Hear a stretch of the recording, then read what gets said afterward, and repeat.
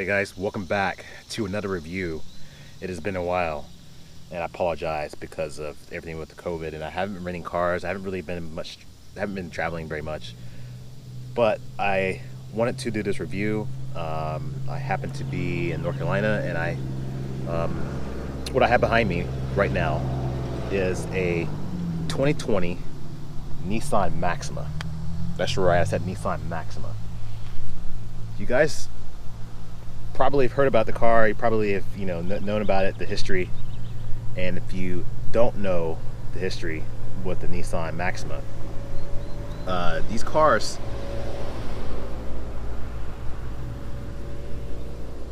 do a double take. There was a little child driving that Miata. Of course, he was sitting in an adult's lap, but I just looked over and I saw like it was like a 5-year-old or something like that. Maybe she had him driving.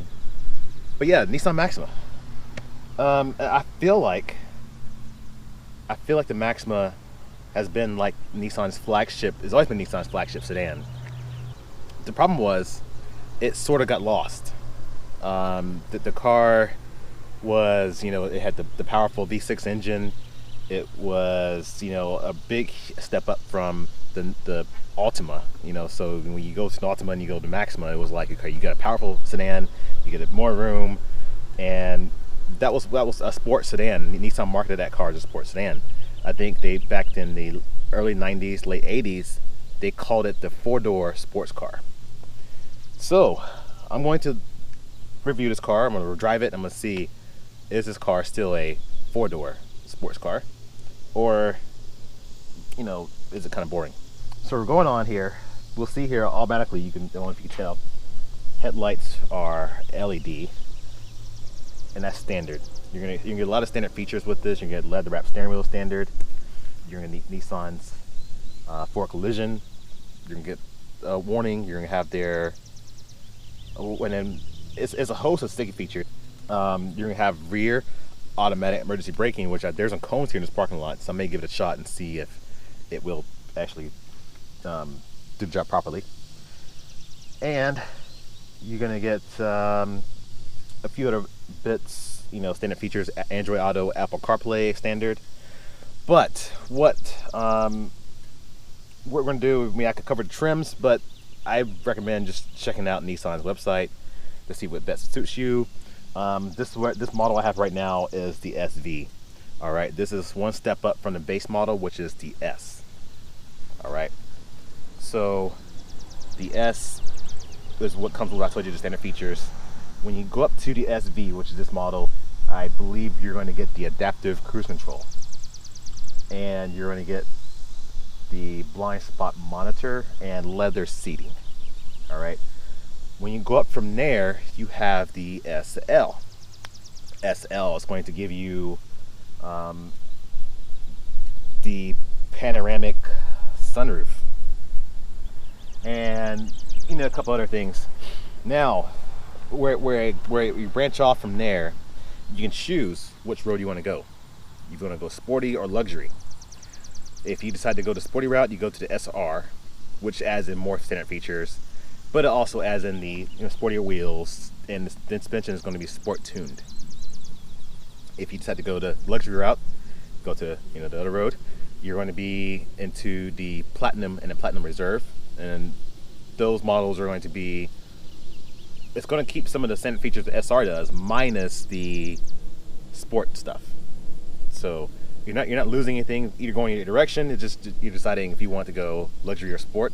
Obviously, there is one trim level called the Platinum Reserve, which then adds in a couple other things, including heated rear seats. Pricing of these cars starts up low 30s up to like low 40s.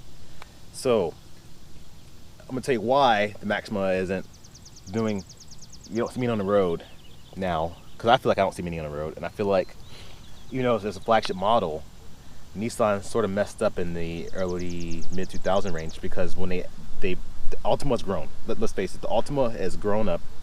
You can get at one point you can get a V6 in the Altima, and the power between the Altima and the Maxima wasn't that different.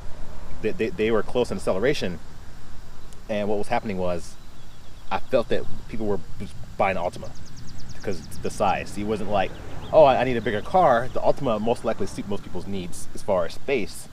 And it wasn't really people were going to the Altima or Maxima unless they needed that extra, a little bit of more, the extra power. And it wasn't that much more. Now, they did away with the V6 in the Altima, and now there's a Power 4 available 4-cylinder turbo, and then there's all-wheel drive available in the Altima, which is still pulling a certain buyers away from the Maxima because, you know, if you can get all-wheel drive, you know, well, you know, why get it? You know, so front-wheel drive. But we're not here to talk about the Altima. Let's continue with this car. Engine, powertrain is going to be 300 horsepower. It's going to be a 300 horsepower V6, powered through a CVT transmission. Yeah, that's another part. If it's going to be sporty, you can put a CVT in it.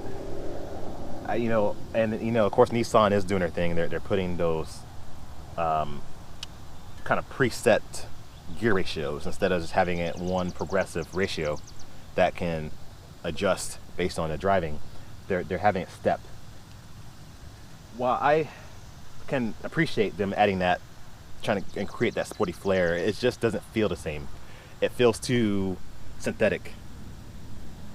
When I drive it, it just feels, I don't know how to explain it. It's just, when I'm accelerating with it, it just feels like, I want to feel that surge, you know, when you go to the next gear. I want to feel the power just kick on again, you know. I don't want to feel just power and then hear the sound of the engine change, but nothing's really, it doesn't really need it. It just feels like it feels fake. All right, so let's do a quick walk around, and then we'll go ahead and drive it. I'll show you guys what I mean. We'll check out the dimensions, and then we'll do acceleration tests. All right, it's first time doing this without a gimbal. I'm using my GoPro Hero8, so we'll see how it goes. All right, so these are 18-inch wheels.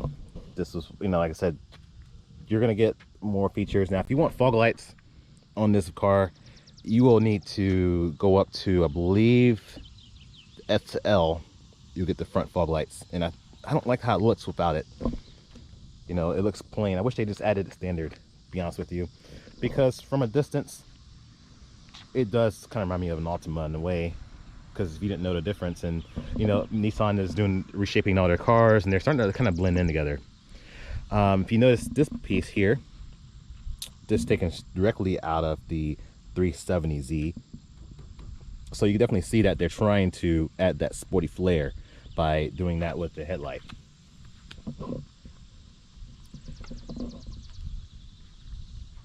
No sunroof on this model, however, the sunroof is available when you get to the higher trims. Premium fuel is recommended, not required, so that's good to know. There's a difference between the two. Recommended, obviously, is going to be put premium in here. The car is going to drive better, it's going to perform better, it's going to get the peak horsepower. Basically, is what we're saying. You know, 300 horsepower is going to be automatically, if you decide to put regular in it, you know, save money, say, you know what, I can't afford the extra $5-6 per fill up.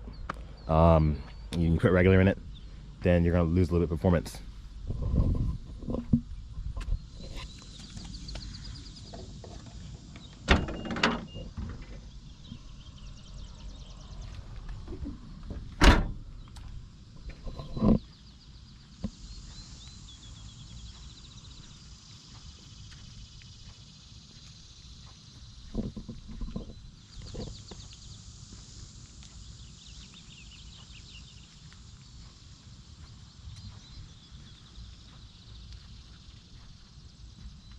All right, so to get into the car, I have Nissan's intelligent key.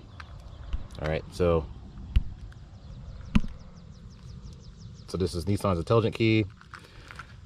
What it means is I don't need a key to get into the vehicle. Obviously there's a key slot for in case the battery dies, but the way you lock the car, press once to lock, confirmation beep. Now there isn't sensors behind the door handles, but to unlock it, press once, unlocks. Everything's all done by the button. So, one, lock, unlock, unlock. So, press once, lock, press once and press twice, unlock the back doors. So good amount of space in here. I'm gonna sit here and we'll check it out. So guys, I am 5'8". I sit in here really comfortable. You have a manual telescopic steering wheel. Obviously power seats, power lumbar. Steering wheel is, I wish it was a bit thicker. Decent. It just feels skinny, and that could be because I drive BMWs. BMW usually goes with a fatter steering wheel, but it just feels a little bit skinny for me. I do like the light gray contrast stitching going along the wheel. It does give it a nice touch here, and I mean like really, it really brings up a luxury scale. I don't know what it is about contrast stitching. You throw contrast stitching on something, and immediately you just boost the car's luxury feel by like 10. So, and it has to be done right too. I mean, there's a little bit of soft padded leather up here, and of course along the doors, and then down here. So let me check the back seat out. So again, 5'8". I'm sitting behind my seat position, and you can tell easily I'm comfortable in here. I have my armrest, seats for 5, obviously. 2 cup holders.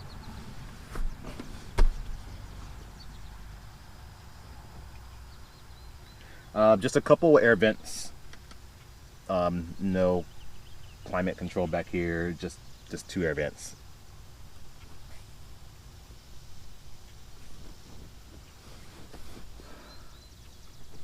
It feels almost like maybe stadium style seating. It feels almost like I'm elevated more in the back than I am in the front.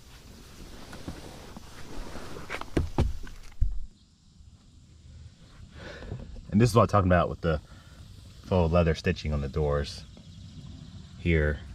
2 front windows are automatic up and down. The rear 2 are just actually not even, it just, yeah, no automatic, just on the 2 front windows.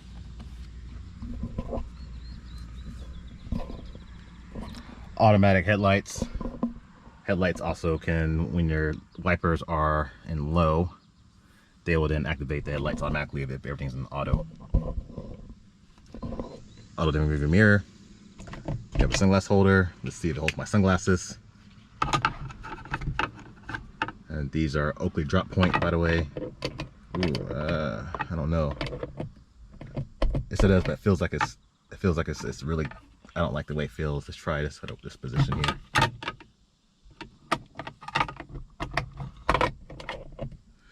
I mean, it holds it.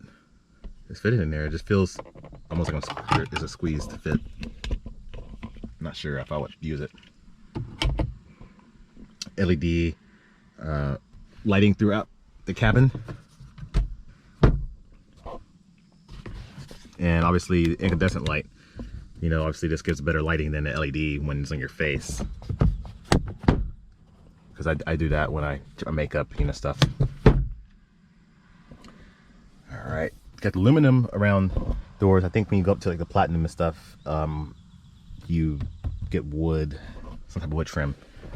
Glove box, it is damp, it is lined. Alright, so let's get in here. And told you obviously how to start the car for those who might be unfamiliar with, you know, smart key access. So you press a brake.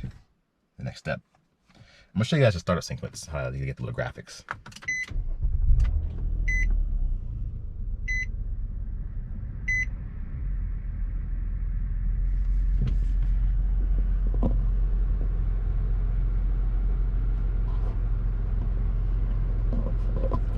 Alright, so this car has blind spot monitor.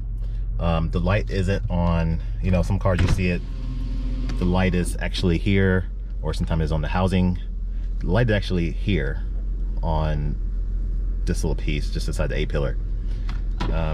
I find that it's bright enough to catch your attention. It blinks when obviously if you indicate lane change and there's a vehicle in that blind spot. I haven't checked it to see if it's smart enough to do a rapid approaching vehicle as opposed to waiting until the car's in a blind spot. But I tried to see one, and it seemed as though there's a small detection zone behind the vehicle, and once the car enters that zone, it indicates light. I don't think it can reach further back enough to see if it, you know, if it can predict a car that's going fast. Going across the steering wheel here, we have your volume controls, cruise control switches over here. This is an adaptive cruise control because this model is the SV. So you have adaptive cruise control. You have your master on switch. You can change your distance. I have to research and see if it's stop-go system or if it's just a low speed, you know, 30 mile an hour disengage. I found it worked decently well on the short 30-mile drive that I took. It actually, even with the closest setting at 75 miles an hour, I felt it was close enough to me where it felt comfortable, where it, obviously the car could slow down enough time, but also for me where it just puts just enough pressure on the vehicle in front of you, let them know that you are a faster driver and you would like him to move. Let's see, good horn, nice and loud. I like that. Dual zone automatic climate control. Obviously you can push this as auto. Right now I have it set because it's a little bit warm in here, so the fan is going to increase, so I just overrode that right now. You have a camera system. There is a backup camera standard, and you have your guidance lines. All right, and also this car has the sensors. Well, and this is standard too. If it thinks you're going to back into something, it will apply the brakes automatically. Like I said, you have Android Auto, Apple CarPlay. You also have navigation. You have your audio. Now this is just a basic system. I wouldn't say it sounds decent, it sounds okay.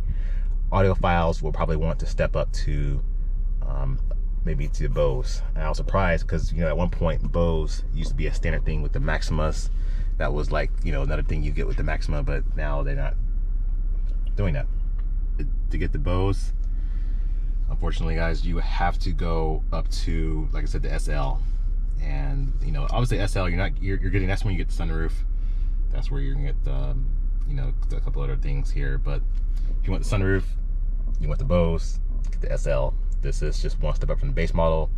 Like I said, you get the blind spot, you get navigation, but like I said, if you're like an audiophile, you want that. Going down here, let's check and see what some other little settings look like.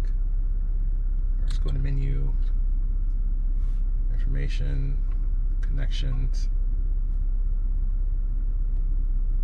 It's like there's a car Wi-Fi also. This is various settings you can do. Obviously, clock connections.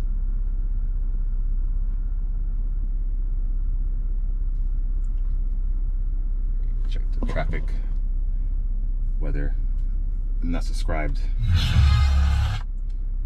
Let's turn it off because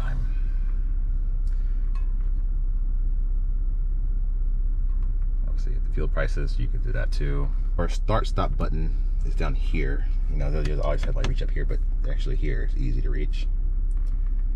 You have more of the stitching, and this is soft. This feels soft. Doesn't feel like true, like leather. It could be more of a synthetic leather. It's hard to tell. It just feels a little bit more durable than like a Nappa leather. Obviously, you have leather here around the shift knob. Obviously, more stitching. I feel more upscale in this. Then you have a USB-C, and then a standard USB. You have USB-C, you have a standard USB port, auxiliary port under here in this cover. This is a couple maybe little miscellaneous things. You can store whatever you have in here. Not sure what I would put in there. Cup holder. Fits this is a 24-ounce Hydro Flask fits in here perfectly. This one here, I tried to fit a 32-ounce Gatorade, it would not fit. If I had a tumbler, it would probably fit there, I think, with the taper bottom that I always used. Down here, of course, you have your map voice, you have a couple of things, you have your control wheel, you can scroll across the menus, and confirmation, you press OK, traction control, and you have your sport mode. This is where sport mode is. You have heated front seats. That is with this trim. If you go to the S, you won't get heated seats, so obviously going to the SV, you'll get the heated seats. If you're someone who wants ventilated seats, it is available, but it is available with the platinum trim and up. So the platinum reserve, you're gonna get the ventilated seats, and I believe the SR, not too sure on that one, but yeah, you get that. Let's see. Also the cameras, when you go to the SR or the platinum, you're gonna get a 360 camera instead of in addition to the rear camera. So that's something I should mention too, because some people ask me about, you know, does the car have a 360 camera? In the console, looks like you have places to put coins. I'm a kind of a debit card kind of person now. I rarely keep change in my car, so I don't know how useful this would be. This is probably just as useful as a cassette player, in my opinion, because I think most people aren't using CAS as much. 12-foot outlet and a couple other things. I guess you can store your COVID-19 kit, you know, your face mask, your hand sanitizer, lotion can be stored in here. Down here you have your trunk switch. Of course you have a couple of trip things. Hood, and this is, you know, I've got to stop doing that. Thought this was another tray of something. Sitting in the back seat now. Remember I mentioned how it feels like I'm more, has almost like a stadium style seating back here. I just feel more elevated, almost like I can look above the headrest. I can see straight to the windshield, almost like the driver's looking at. I can see a pretty good clear view in front of me. You have two cup holders back here. This 24-ounce Hydro Flask. This one, I don't think we'll go for any bigger than that. Maybe a small tumbler, but it's good enough for you have a kid or something and a couple of drinks. A couple little, got little cup holders in the doors also. This is it for the back seat. Reading light, LED, of course. I'm not sure how focused this would be. This is not a projector, so it may be distracting for a driver at nighttime. But I'm sure what's happening is when you open your door, your main door, all the lights illuminate.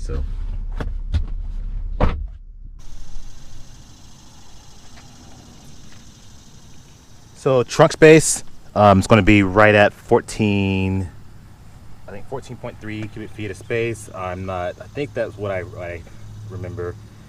Obviously the seats fold down. Actually, no, that's a hanger. That's a hanger, sorry. So it looks like you get a couple hangers in here. And that folds the seat down.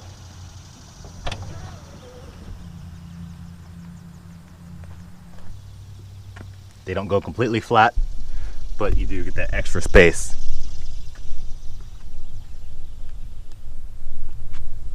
Yes. All right. Two large suitcases we're gonna fit in the back of the Maxima.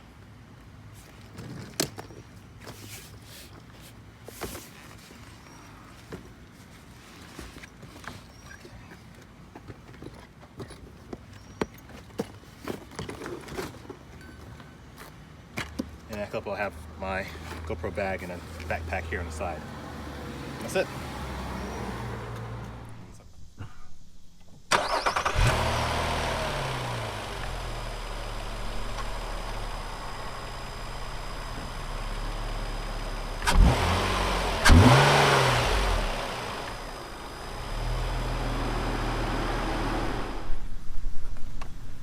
So engine bay fits nice in here. What I know, this is a 3.5 liter engine, and Nissan, with the Maxima, I'm surprised they're still using a 3.5. I'll be honest with them, I'm surprised, because they've evolved this engine so much in the last few years. They've went on to the 3.7. Remember that the Infinities had the 3.5, 235, 237s went to 3.7, and now the Q50s, and you know, they're using turbocharging now, and this engine still naturally aspirated 3.5 V6. Not saying this is like down power. 300 horsepower at 6,400 RPM, and it is 261 pound-feet of torque at 4,400 RPM.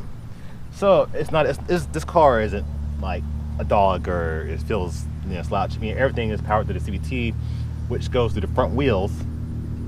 So I mean, if you're going for a sports sedan and it's front wheel drive, there's got to be a way to mask some of that front wheel drive. So hopefully it doesn't have a lot of torque steer. We're going to test it out and we'll see. But yeah, let's get this thing, let's drive it. All right, I said I was going to do this. I was going to test and see if it can actually, this rear emergency braking actually works. So I have some cones. I'm going to give it a shot. Backing up.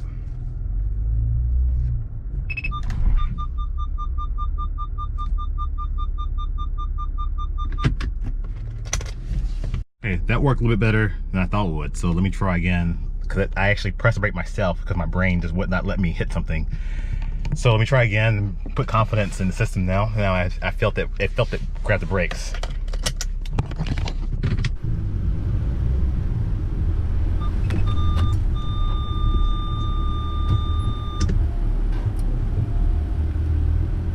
I hit the cones.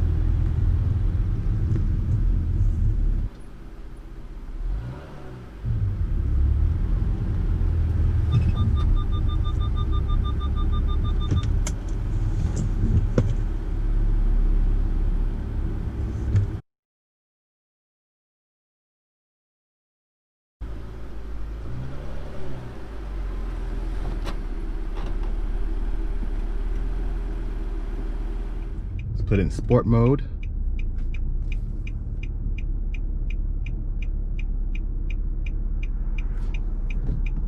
We'll see.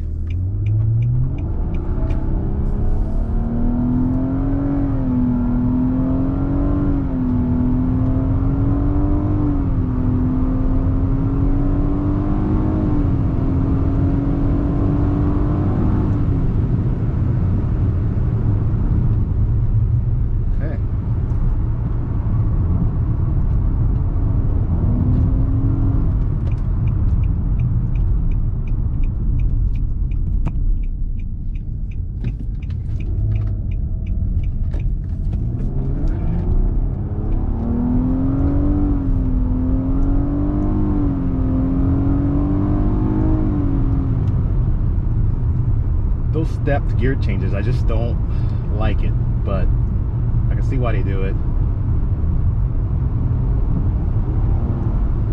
But this Maxima surprises me on these curves. It doesn't lean as much as I thought it would. It doesn't roll. For this car being the size that it is, it's taking these curves.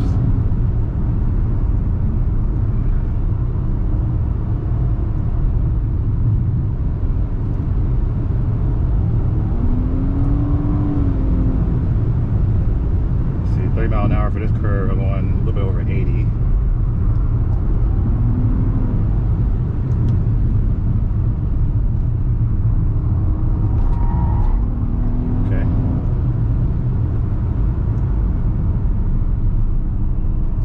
Does the rev match, or sort of like a downshift too when I brake, my sport mode.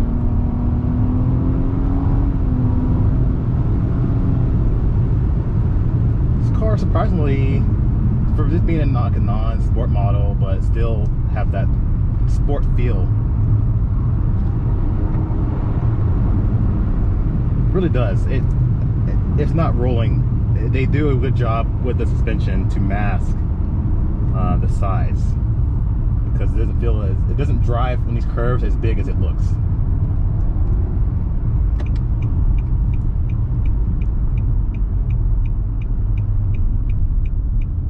And like I said, as a brake, it does these almost like these faux rev match downshifts. Like I said, this is a CVT. So let me see what it does in just regular sport mode, or regular normal.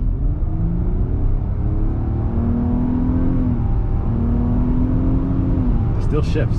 Huh, it's weird. But you notice shifts aren't actually there because the fact that the RPM is moving, but it quickly just revs back up to 6,000 again. You know, it's just, you know, it's like, I get it, but I don't know. I don't know, guys. You let me know what you think.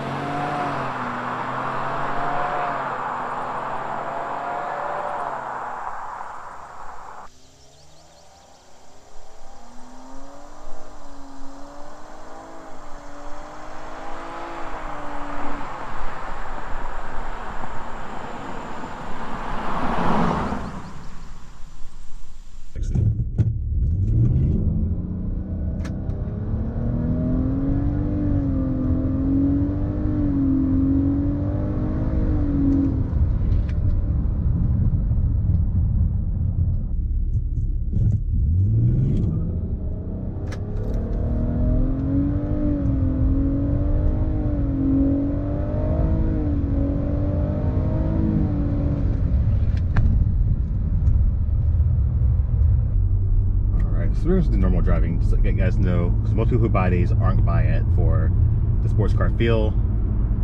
Let's see how it drives on normal day-to-day driving.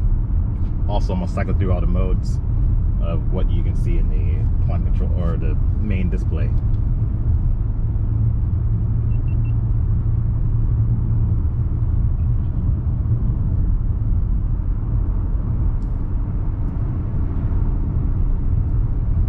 This is a quiet car. Let me see. You can see your heading. It tells you what road you're on. You know which direction you're going. There is speed limit or speed sign recognition, and I believe that is with only the SV and up.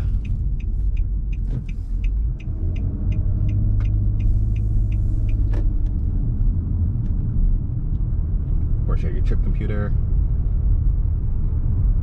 average fuel economy, driving aids. So these, if you keep this on, obviously if it detects if you're, you know, coming too close to an object, or if there's something in your blind spot and you're trying to indicate lane change, you'll get the flash up on here as well as in the display on the driving aids menu. There's your speed limit recognition, your speed sign recognition.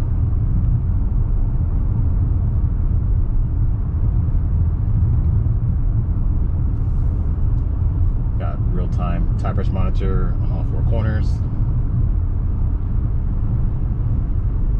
And of course it tells you you want that sport display here.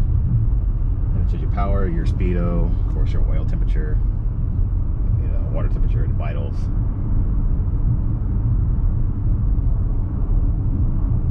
And of course you have additional settings you can go in, customize everything you want.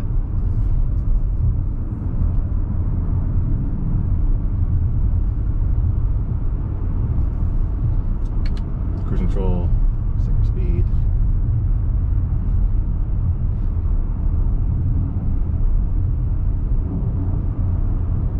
And your distance, top right corner.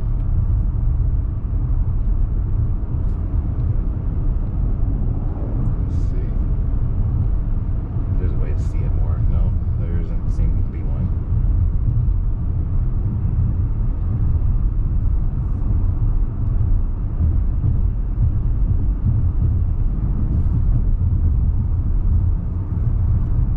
Say a command. So you can read. Canceling voice recognition. There's voice recognition, obviously. It does, you can say read text messages, call, you know, a name, and then it will do the command activated by the button on the steering wheel.